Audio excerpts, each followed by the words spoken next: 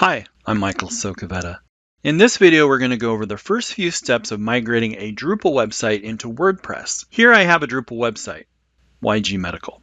It's not a real company, and I think YG is actually the name of the theme. Anyway, the first thing you do is create a WordPress website. I have a fresh, new, out-of-the-box installation of WordPress. And before we migrate, we need to do a few things. Here I'm going to set up the permalink settings to be post name. Then install these two plugins from Frederick Giles, FG Drupal to WordPress and WP File System SSH2.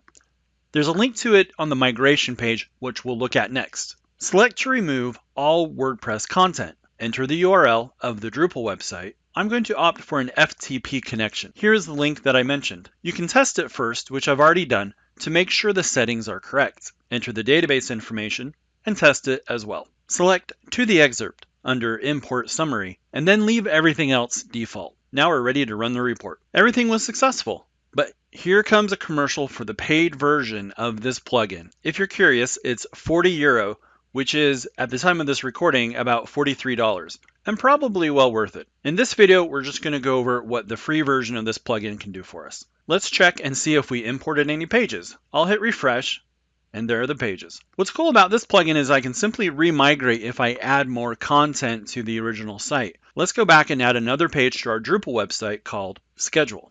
I'll add in some Latin and a photo in the page.